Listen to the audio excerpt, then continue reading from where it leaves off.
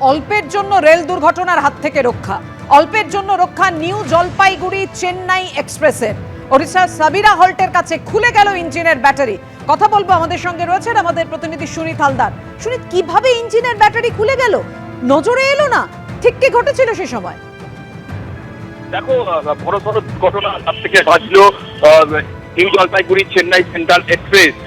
আজ দুপুরবেলা ওই ট্রেনটি যখন নিউ জলপাইগুড়ি থেকে চেন্নাইয়ের দিকে যাচ্ছিল, সেই সময় সরমারাখানা, উড়িষ্যা সরমারাখানা যে আপ লাইনে আছে, সেই স্টেশনের আপ লাইনে ট্রেনটা দাঁড়িয়ে যায়। এবং যেটা জানা গেছে প্রাথমিকভাবে, যে ইঞ্জিনের ব্যাটারি খুলে যাওয়ার কারণেই এই বিপত্তি।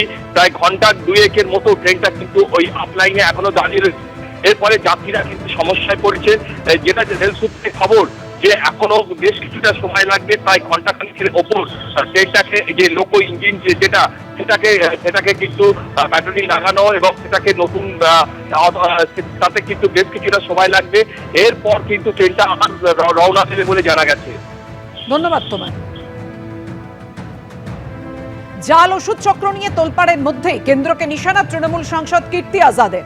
কেন্দ্রের লাইসেন্স পেয়ে জাল ওষুধের কারবার। কেন্দ্র এমন সব সংস্থাকে লাইসেন্স দিয়েছে যাদের মাধ্যমে জাল ওষুধ ছড়িয়ে পড়ছে।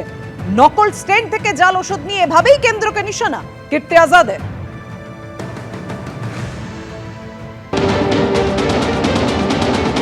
दवाई केंद्र सरकार लोन लाइसेंस देता है, यानी कोई बड़ा कंपनी है वो किस तरीके से रिसर्च एंड डेवलपमेंट करेगा।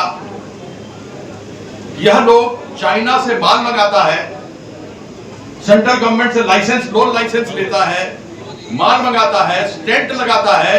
और सब डॉक्टर लोग और मेडिकल लोग जानते होंगे कि जब कभी खून भी देता है, ग्लूकोज भी देता है, तो थ्रोम्बोसिस होता है। यह नकली स्टेंट सेंट्रल गवर्नमेंट अपनी तरफ से लोगों को लाइसेंस दे रहा है और हजारों का हजार लोग मर रहा है। बिहार के प्रिंसिपल सेक्रेटरी हेल्थ ने कहा है, जब फार्मास्यूटिकल के वहां से लोग यहाँ पर आए थे तो उनसे कहा था कि नकली दवाइयां बनने से रोको, डुप्लीकेट दवाई रोको। लेकिन सेंट्रल गवर्नमेंट ने ऐसे ऐसे लोग को लाइसेंस दे दिया है कि जिसके अंदर नकली दवाई, स्पूरियस दवाई लोगों के बीच में जा रहा है। এর আগেও এক্সপায়ারি ডেটের ওষুধ বিক্রি করার বা সেই ওষুধ বিভিন্ন হসপিটালে সাপ্লাই করার অভিযোগ ছিল, সংবাদ মাধ্যমে বহুল প্রকাশিত। এখন যে রাজ্যে পিএইচডি জাল হচ্ছে, যে রাজ্যের হেলথ ভিসি উপস্থিতিতে একজন ইনভিজিলেটর স্মার্টফোন থেকে পিজি এন্ট্রান্সের পরীক্ষায় ছাত্রদের উত্তর দেখিয়ে দিচ্ছেন, যেখানে চাকরি খোলা বাজারে আলু পটলের মতো বিক্রি হচ্ছে, যেখানে হসপিটালে রহস্যজনকভাবে পরিকল্পিতভাবে ডাক্তারকে প্রাতিষ্ঠানিক খুন করা হচ্ছে, তো সেখানে সবই যখন জাল, আর ওষুধ জাল থাকবে না। এই রাজ্যে স্বাস্থ্য পরিকাঠামো ভেঙে পড়েছে, যেটা আছে সেটা হচ্ছে নীল সাদা রঙের গেট।